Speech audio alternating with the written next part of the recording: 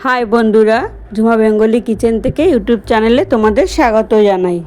আজকের রেসিপি হলো চিকেন কষা। আর আমি কিভাবে চিকেন কষা বানাবো সেটাই আজ তোমাদের কাছে শেয়ার করতে চলেছি। চিকেনটা প্রথমে ভিনিগার দিয়ে মেখে নিয়েছি। এবার চিকেনের মশলাটা রেডি করে নেব। কাঁচা লঙ্কা, রসুন, আদা, গোলমরিচ গুঁড়ো, জিরে, একটু জল দিয়ে পেস্ট করে নিলাম।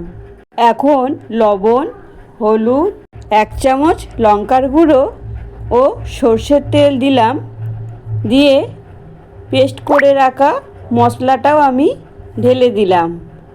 এবার হাত দিয়ে এইভাবে ম্যাগনেট করে নিয়ে একটা ঢাকনা দিয়ে ঢেকে দিলাম। আলুগুলোর সাইজ ছোট বলে গোটা রেখেছি আর এইভাবে ছুরি দিয়ে দাগিয়ে নিলাম। এখন পেঁয়াজগুলো এইভাবে কুচিয়ে নেব। দেখো পেঁয়াজ কোচানো হয়ে গেছে। এবার কড়াইয়ের তেল গরম হয়ে গেছে আর আলুগুলো ছেড়ে দিলাম। সামান্য একটু হলুদও দিলাম। এবার নেড়ে চেড়ে তুলেও নিলাম। ওই তেলের মধ্যে পেঁয়াজ কুচিগুলো দিয়ে ভালো করে নেড়ে চেড়ে ভেজে নিলাম। এখন ম্যাগনেট করে রাখা চিকেনটা ঢেলে দিলাম। দিয়ে ভালো করে নেড়ে চেড়ে ঢাকা দিয়ে দিয়েছি।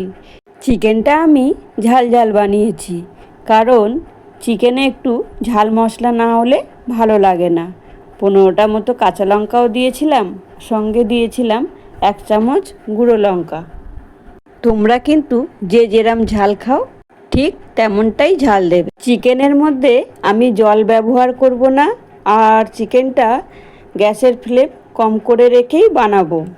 ভিডিওটা ইউটিউব থেকে দেখলে একটা লাইক ও সাবস্ক্রাইব করার অনুরোধ রইল। আর যদি ফেসবুক থেকে দেখো তাহলে ঝুমার রান্নাঘরে একটা লাইক ও ফলো করে দিও।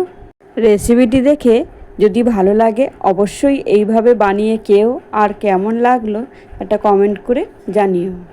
চিকেন আমার প্রায় রেডি। লাল লাল ঝাল ঝাল চিকেন কষা।